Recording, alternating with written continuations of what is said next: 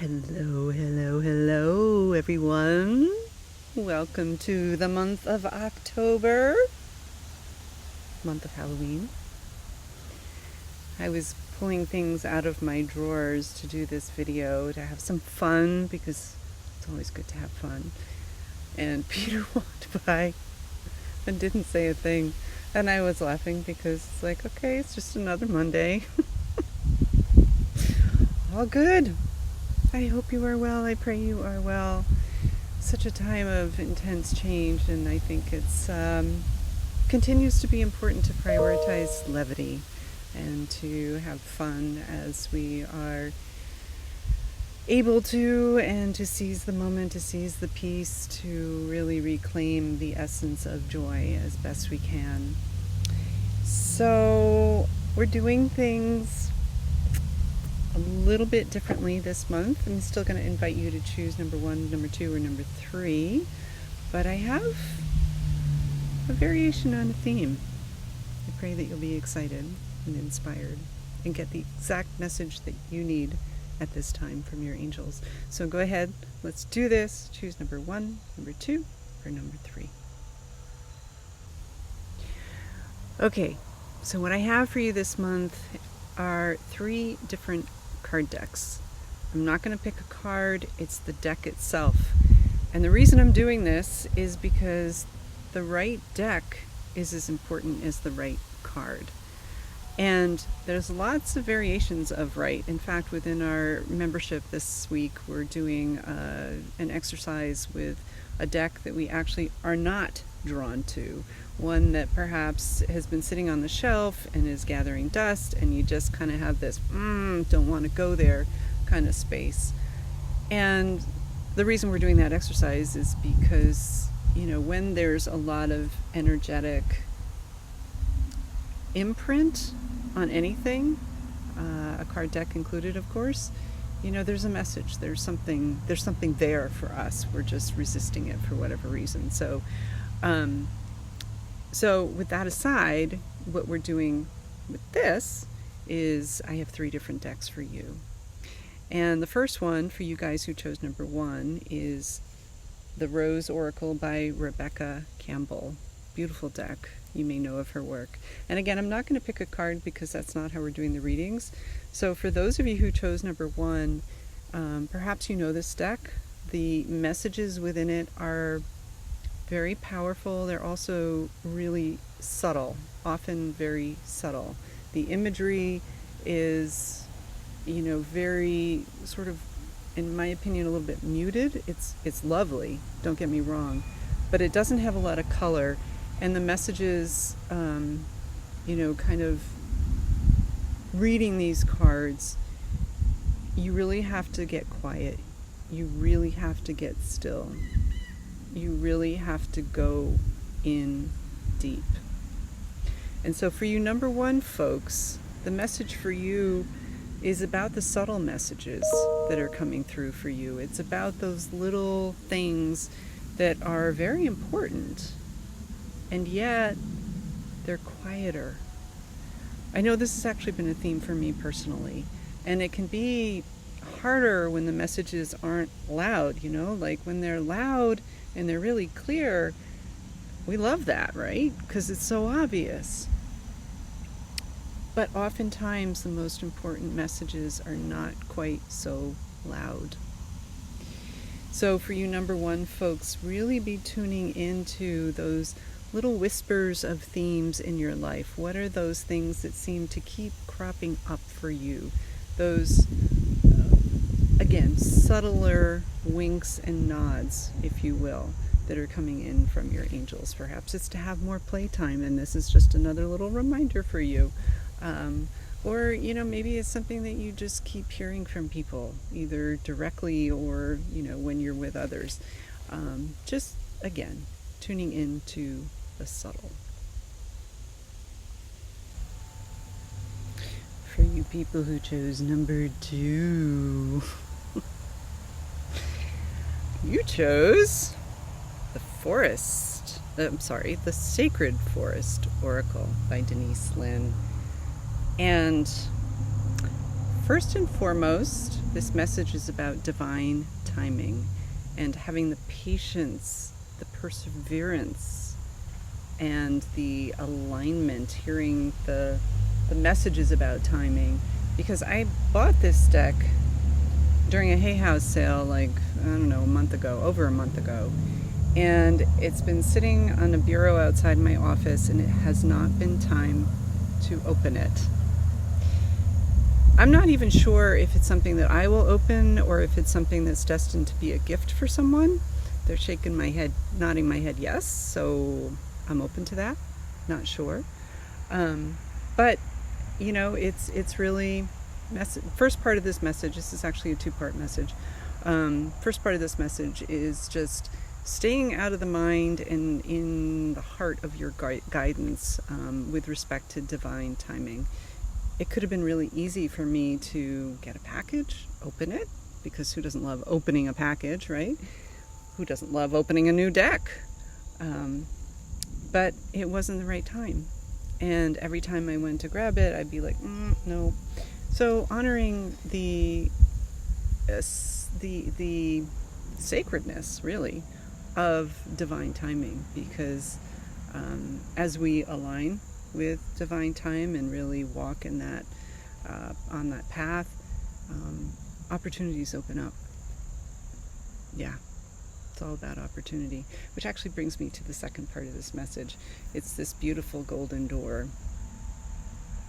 So divine timing, walking that path with patience of alignment, leads us to this golden space, right? This place of opportunity. Yeah, I'm just tuning in to see if there's anything else. But on the right side of the card, there's this little creature who's taking flight, very patiently waiting, but it's ready to take flight, this guy right there. And I guess lastly what I'm feeling is that I think the fact that this is coming through a message that is about the forest, it's about trees. You know, trees are these magnificent beings that they're rooted, right? They're rooted in who they are. They're rooted in what they know is their truth, right? Like if you were to look at a tree, it knows who it is. And you being aligned with your guidance is being rooted in who you are. And again, that all leads to opportunity. So I just want to underscore a little PS with that, and it's about patience. You know, the divine timing, of course, is always going to include patience, but it feels like for you number 2 folks, if there's something that is almost there for you, the time is almost present, and yet it's not quite here yet. So allow the divine timing with patience, with grace. And finally, for you number 3 folks, Seasons of the Witch, Mabon Oracle. And this is by, oh goodness, Louisa. I just got this deck, so it's new to me. Her work is new to me, and I need my glasses. Lorraine Anderson and Juliet Diaz, illustrated by Tiana Lukovic. Yeah, so really, really magical deck. I just opened this a couple of days ago, and I love it. The message here is about women's empowerment. It's about not letting the noise, I don't know if you could hear these motorcycles going by, but it's not letting the noise of society mute you. You may embrace the label of a witch or not. You may embrace the label of a powerful human being or not. But this is all about confidence in who you are and in the magic that is yours for the claiming. Is yours, I didn't say that right, is yours as you claim it. And not being afraid to screw up like I just did, because you can always correct it, you can always make it right. And one of the things, you may have heard me say this before, but my daughter's an artist. And when she screws up with a painting, she looks at it as not a screw up, but as just source, the painting taking her in another direction and showing her something that she hadn't seen before. So being empowered is about leaning into all of life's experiences and understanding that magic is about flow, but it's also about recognizing that you can do no wrong. You know, as you step into your confident self, as you embrace with love all of who you are, that is the magic. That's it. And there are no screw-ups, there are no mistakes, there's just the essence of you. And that's what the world needs right now, is the essence of you. Too many people right now are showing up as, oh geez, well, I guess it harkens back to this a little bit. Too many people are showing up with masks on as imposters. That was the word that first came in, as imposters, and I recoiled a little bit because it's a little strong.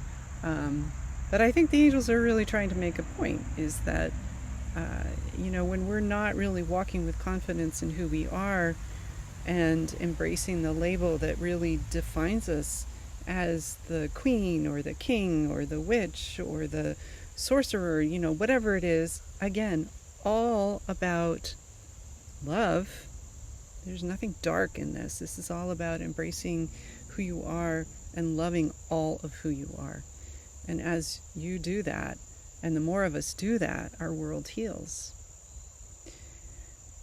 And there's another PS coming in. I'm just, hold please, because I can feel. They're saying I need to go a little further with this. So the image of a taproot came forward in one of our calls the other day, and a taproot being like this core root of a plant. And you know, we are all connected, and this taproot of humanity is something that we all have responsibility for nurturing and for taking care of.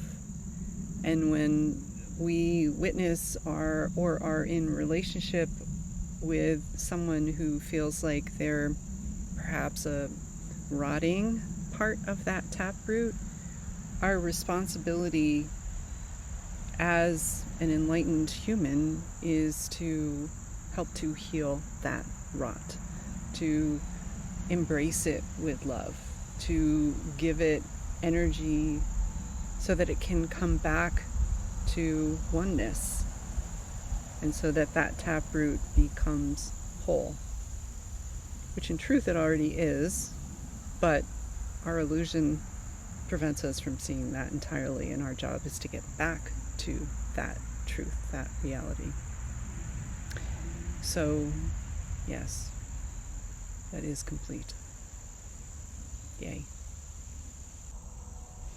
So with that, I wish you a beautiful, blessed month. Thank you for joining me here today, for playing with me, for listening to what the angels are bringing forward for you. And please, please, please remember always, I want you to see, I'm squinting, but I want you to see, always, always, always own the messages that come through you.